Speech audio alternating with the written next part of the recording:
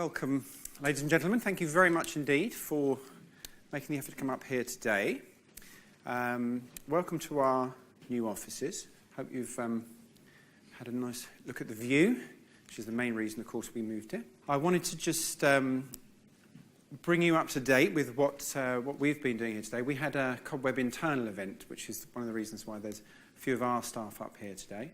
And I think that was good fun, good event, brought everybody on the same page.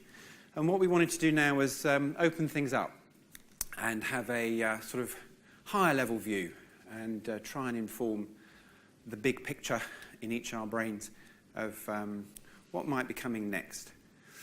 There is a hashtag for those people who are, like me, up to speed with the technology. Hashtag Cobweb LT, and if you wish to tweet, then your questions can be put at the end. They'll go up on the tweet blog. What's this called? Tweet wall. And at the end, we're going to get the speakers together, have a little panel, and maybe ask a couple of questions before we have a drink and a bite to eat. What I just thought I would do is see if we can get everybody up to the same stage, because amongst the audience there are those of you who are right at the forefront of what's going on in the world, and there are those who are not.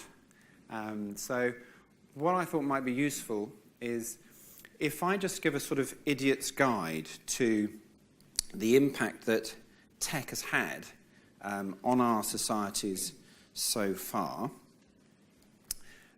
and bring us up to date, and then our very, very clever speakers can take us on from there and see what might be coming next. The idiot in the title, by the way, of course, is me. So we're working down to the lowest common denominator. You're a bit worried now, aren't you? Because I'm starting with fire.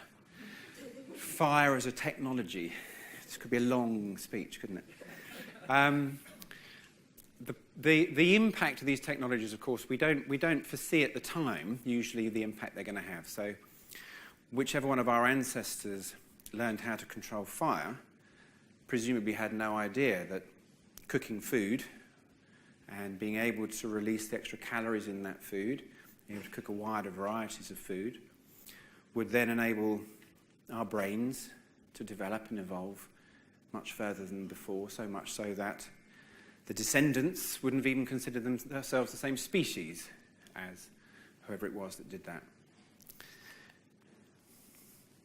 No one expected the needle technology.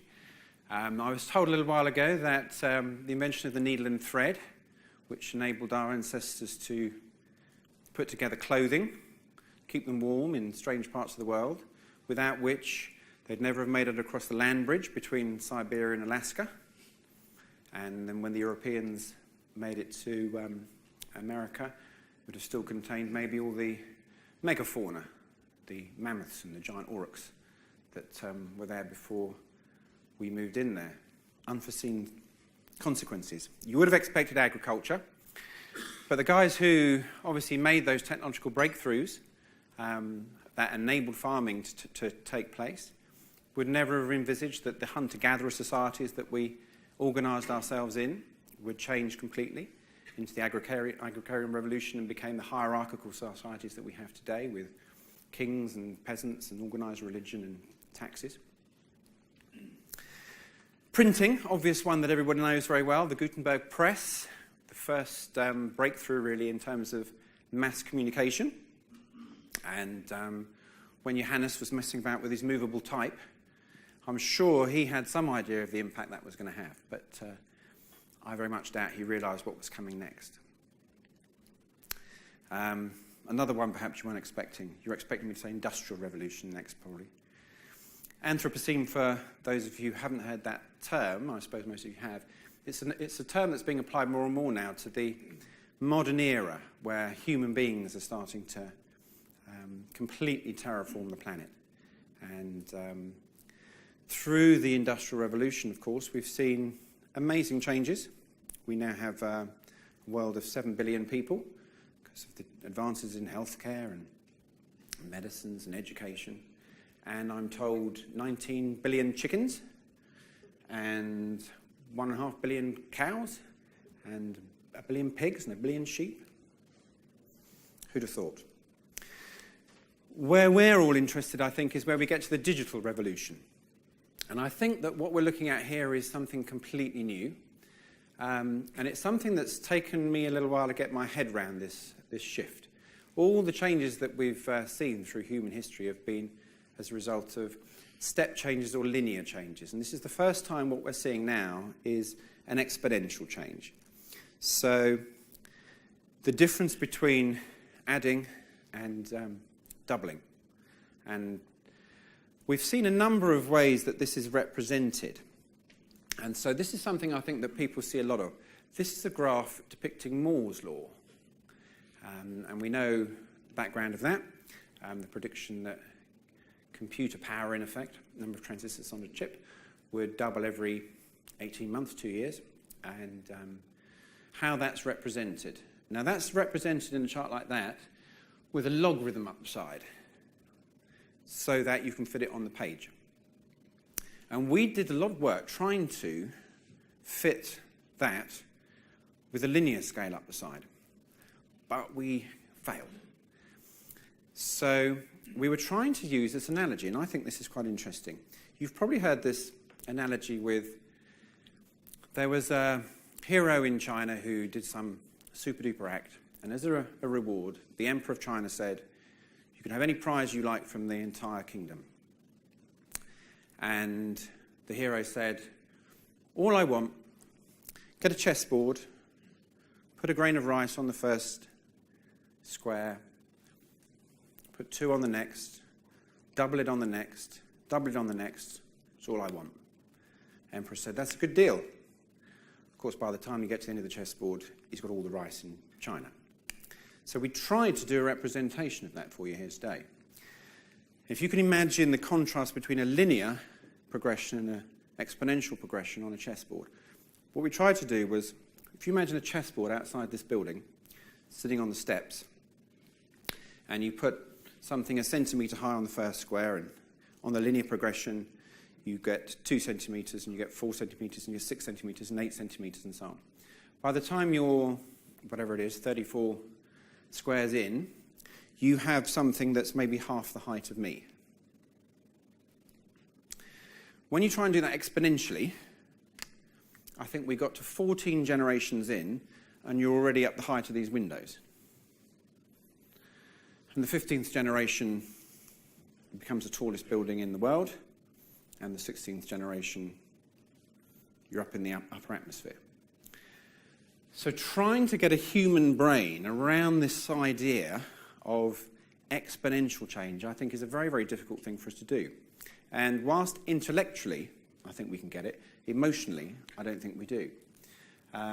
You see examples of it all the time when you've heard about Craig Ventnor's human genome sequencing, which took 13 years, and now they can do that same thing in hours because processing power has changed so much.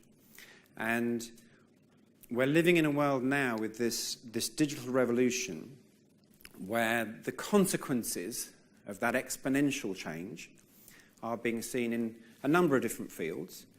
3 main ones, I think: robotics. And my idea of robotics was always that Fiat advert, if you remember, when they put robots in the factory that put things together on a production line. But obviously it applies to anything now. I drove back last week from skiing down the toll roads, and I used to have to stop and fiddle around in my car to get some change and lean across to the wrong side of the car to try and reach the woman at the desk or squeeze my credit card in or whatever I was trying to do. Now you just turn up and there's a beeping noise and all the gates just open and everything goes green and you don't stop. When I got to my Channel tunnel entrance thing, the camera does the number plate recognition, it knows who I am, and I go straight through without seeing a soul. Speeds everything up. Liberates me. And I think that the area of robotics is seeing massive, massive changes, and they're working primarily on an exponential growth rate. And the obvious examples of Google's car and everything else are becoming mainstream right now. But whatever we're seeing now, of course, is doubling in a couple of years' time. Another area that we're seeing big advances on because of this exponential change is machine learning. And in the last few months, we've seen some big shifts here. There's some amazing examples of the technology being applied. You know, Skype for Business translation is just mind-blowingly good now. You'd have had a look at that technology a year ago, you'd have dismissed it. We're seeing IBM with their Watson derivative being able to do diagnosis for doctors, and they're able to do diagnosis much more accurately than any doctors can, and much more quickly, and help a doctor do his job an awful lot better than before. So the machine learning aspects of the technology that's happening right now are fascinating. I won't even go into AI, but I noticed recently Bill Gates and Stephen Hawking's bringing that to the forefront of our minds with the implications that might follow. And I think the phase obviously we're in now is this blending of technologies that have evolved linear and technologies that have evolved exponentially. And those businesses that step in are able to take advantage of them at the right times, do terribly well.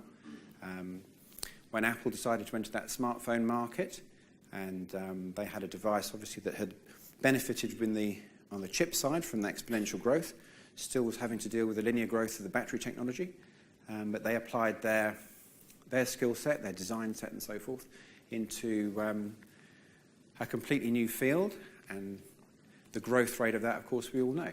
Many, many examples of that blending of the two. And so I think for us, going forward now, what we're all going to be looking at is timing. We're going to be looking at, as we see these new technologies coming online, and we're all saying to ourselves, how does that benefit me? How does that benefit me as a consumer? And how does it benefit me potentially as a business? I think it's going to be a matter of entering at the right time, just as the curve is on the up. The piece we failed about the exponential growth graph, this is one we tried to do it on an area.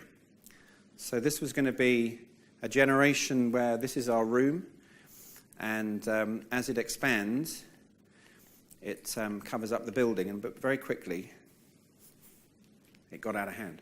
So the point that I want to leave at is to make sure that we all understand we're at this stage now where what happens next has never happened before. What happens next has never been possible at a pace that's before. So all the implications on economics, on society, that will come, as they do with every technology change, are likely to happen far more quickly, for good and for bad, than ever before. And I think, hopefully, our speakers can help us understand something that might come forward. From our point of view within Cobweb, we're very excited simply because, of course, we see this from the perspective of IT, and we see the barriers, the restrictions of IT disappearing, and IT becoming far, far more of an enabler than it ever has been before, which we're very excited about because, of course, that's where we are.